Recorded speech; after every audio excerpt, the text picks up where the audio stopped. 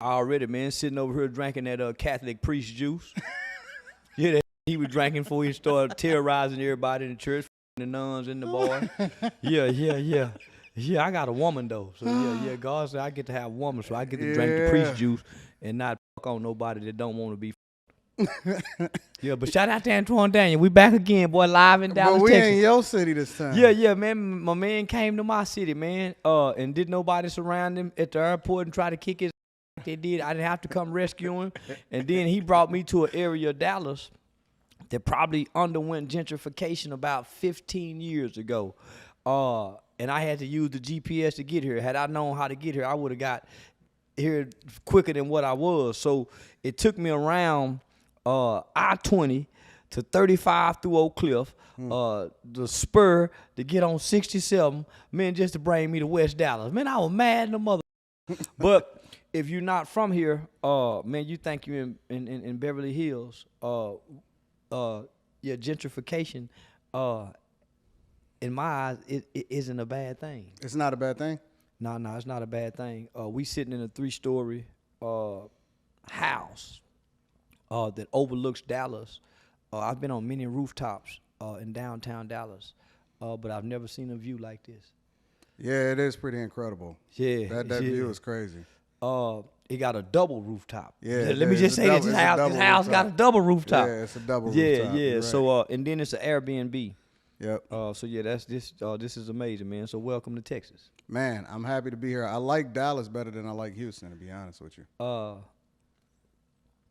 You're a conservative guy. Yeah. Who's very reserved. Absolutely.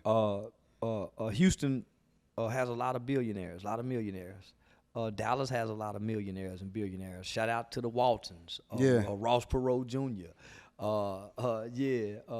The Joneses. I can go on and on. But yeah, I think as far as a guy of your caliber, yeah, I see Dallas being your pick over Houston. You know, the interesting thing about it is that like when we was kicking it and we was on the rooftop and we was talking, you know, when me and you get together, we actually vibe, we celebrate, we talk about different things, and a lot of times we even have to stop ourselves because we start to get into different conversations that we probably gonna talk about on camera. But you was saying that gentrification is a good thing, and even in this area, because this is my first time in Dallas, that everything is completely changed around here. Yeah. You know, as far as even you being familiar with the things that was going on that wasn't so savvy, you know, at another time. And shout out to the mayor. They got a young black mayor that's making international connections around the world, that's just getting people to come here.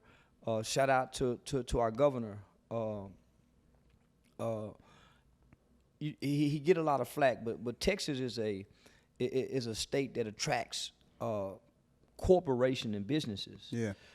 It's a great incentive to bring a business to the state of Texas because of the tax write-off, the tax incentives.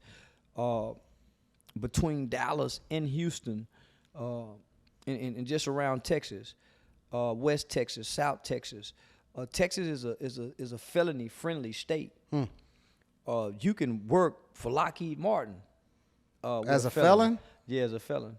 You can work for General Motors. You can work for the county. You can work for the city. Frito-Lay, Dr. Pepper.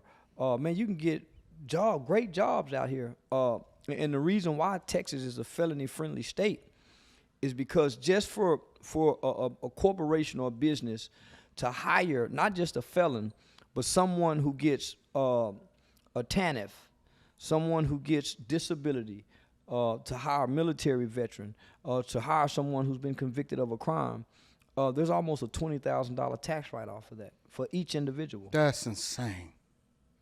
That is absolutely insane. And then if you, I mean, insane in a good way, though. Yeah, but then if you take that on top of the fact that you train them, that's another incentive.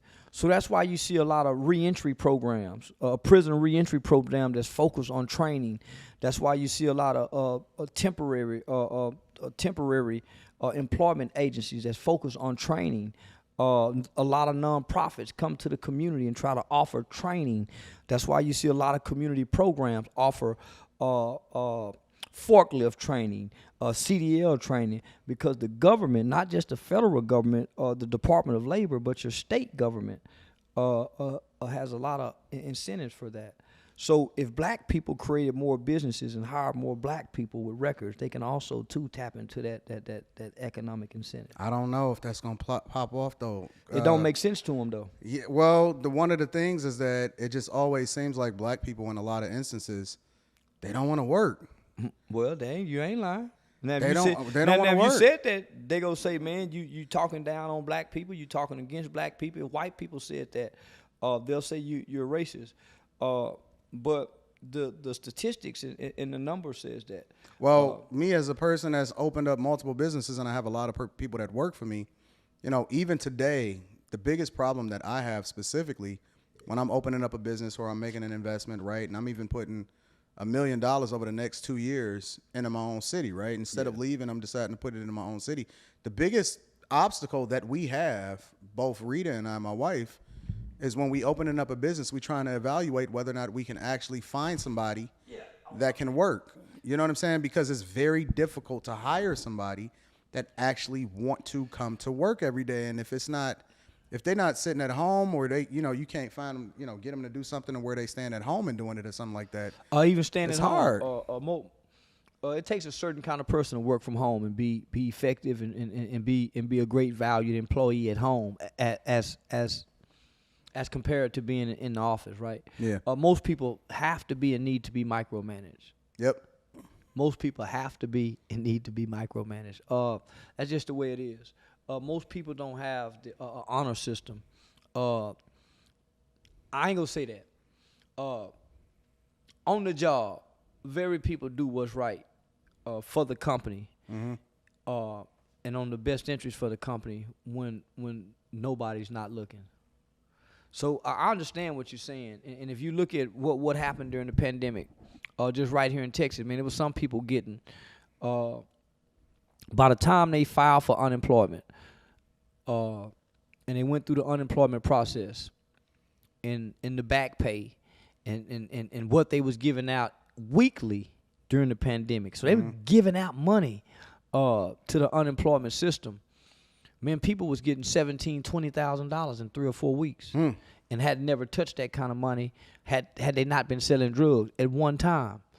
So a lot of people were incentivized by seeing their neighbors or their friends getting this kind of money, so they quit their goddamn job, and they sat around. They got that money as long as they could get that money, and they never had a desire to try to find another job because they was being given free money. They didn't want to work.